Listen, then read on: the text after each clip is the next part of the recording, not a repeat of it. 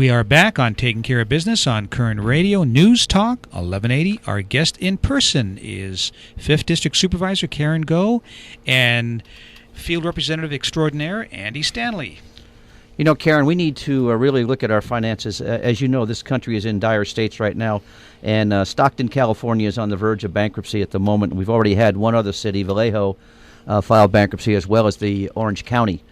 And unless we do make changes to benefits, not only for the union but also for the non-union employees, I think Bakersfield and County of Kern are going to be in as much trouble as any other organization. Your comments on that? Clay, you're right. We have to look long-term in the investment for our children and our grandchildren and in the future. We cannot be spending beyond what we have the capacity to spend. And those few dollars that we have to choose those wisely. Yes, we will be fair to our workers. They deserve our support. However, we can't go beyond what we're able to do financially. You know, and this is not just a Kern County or City of Bakersfield problem. This is a state problem where we have such a liberal organization that gives away so much, as well as a federal problem where we give away so many different benefits to everybody and don't collect taxes on people.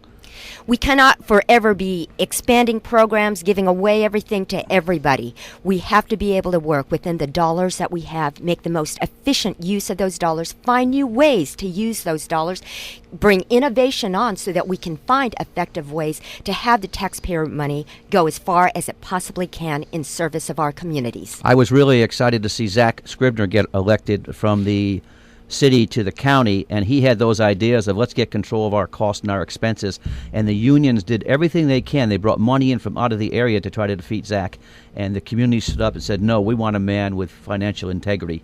And Zach got elected, and I think he's doing a tremendous job right now. We do need people with financial integrity, and I believe that's what the community wants from us. So, yes, with the community support, he was elected. We will together keep moving forward in financial integrity, in being responsible for the taxpayer dollars. Now let's talk about Karen Go's objectives for this coming situation if she gets reelected. What's she going to do, and how's she going to do it?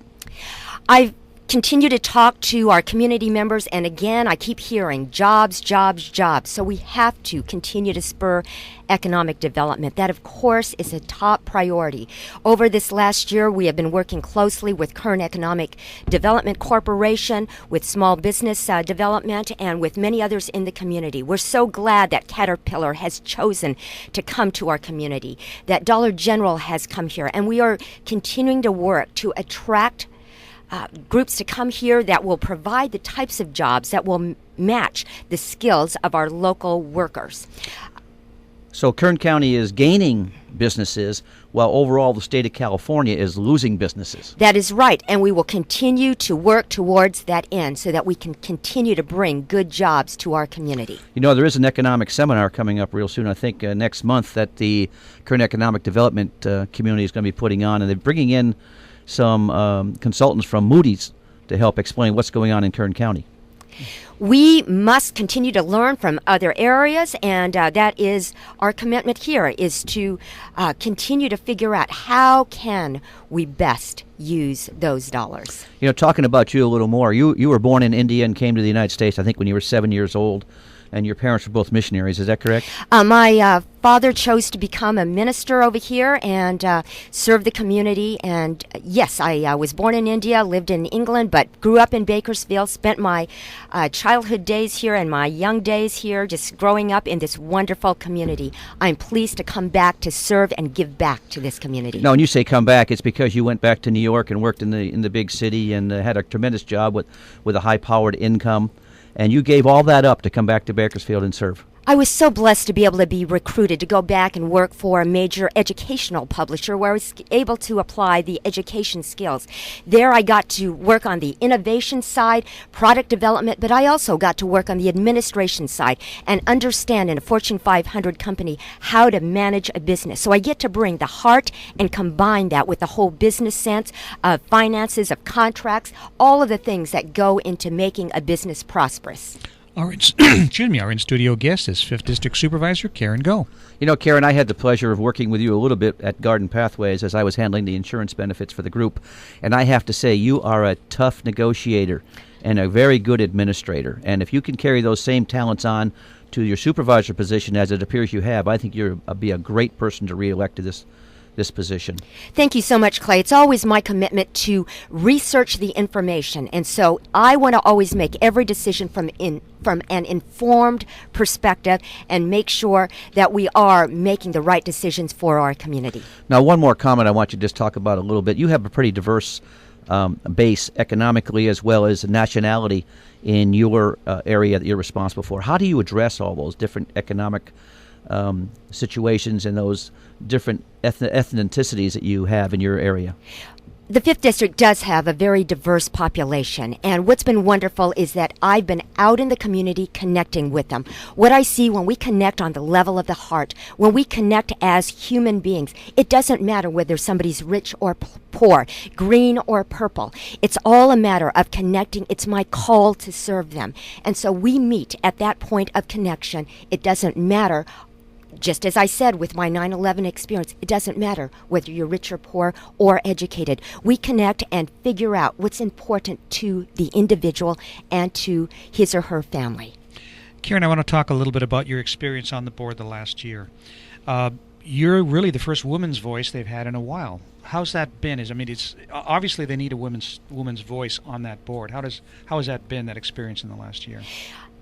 Marty, I believe it's the diversity of our experiences that makes it richer. Not to say that a woman's voice is better or worse than a man, but I think having just that diverse perspective, it's our life experiences that enable us to move forward in making decisions.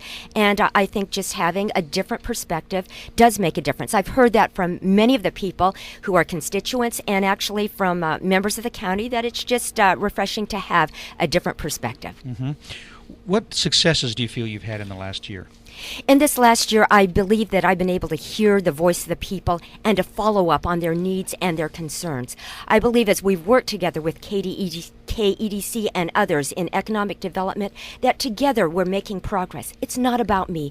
It's about me working together with our entire community to move us towards success. Also, we've been working on crime. Every month I get to work with those who are going through bad experiences of former lifestyles as gang members. We look at them in the eye. Been working on education with our community and trying to move us towards education for all. Even though that's not a direct responsibility of the Board of Supervisors, we need to work on that because that's fundamental to the success, particularly many of the impoverished in the 5th District. What can we do for education?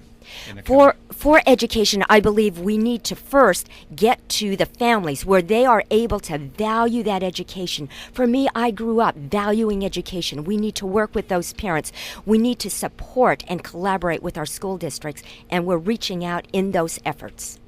Karen, are you familiar with the King's Christian College for Nursing that's being established? I sure am, and we certainly have a nursing shortage in our community, and we have a shortage of those who are really, really committed and capable of moving forward in this area. So it's wonderful that we have an expansion of the potential for having another nursing college in our area. Well, we had them on last week, and I believe they're going to be an accredited college, but I also believe that they're probably going to need some funds. Is the county able to give funds to a college like that in our community? You know, we, of course, have very limited funds right now, and we, of course, continue to collaborate with all kinds of private groups that are starting up and with nonprofits, and we certainly will look at what we are able to do. Can't make any definite commitments, but certainly we're open to discussion. Well, Marty and I were sure excited about talking about the college that's coming as well as the boot camp that they offer. And I know that you're aware of that because it goes right along the lines of the things you've worked with Garden Pathways and even your history back in New York. And you are also a graduate of USC, I understand. I am. Fight on. Oh, yes. Okay. We've had too many UCLA people in here lately. Now I'm waving $1 at her right now. If you remember the basketball games when UCLA students would wave $1. I know. I've been an SC fan for longer than I'd like to admit. So, in the remaining minute we have left, you've got some events going on in the next couple months. Karen, Andy, you wanted to talk about those? Andy, go ahead and just talk about some of the events that are coming up. Yes, one of the, I think, great events that's really going to show off so much of the progress and work that's gone on in the downtown area is an event we're going to have on the 22nd at Metro Galleries. It's an art gallery downtown, and it's going to be hosted by Don Martin, who operates that place. And And so we're inviting people to come join Karen on that for a fundraiser. And so any information that people need, they can contact at KarenGo.org or calling us at 322-2225. That will be March 22nd from 5:30 to 7:30 at Metro Galleries. Isn't there something tonight, too? And yes, there will be a meet and greet tonight in the Westchester area. Well, that doesn't do us any good because we're taping tonight. Oh, that's right. We're Yes, taping this yes, show. Yes. Well, I'll be Okay, there so tonight, Karen. Well, Wonderful. That number again is 322-2225. Karen, Andy, thank you so much for being here. Thank you very much. It's been a joy to be here. And we would love to have you back later on in the campaign. We'll take you up on that. Always a Take pleasure. care. We'll be back in a moment on Taking Care of Business on Kern Radio News Talk 1180.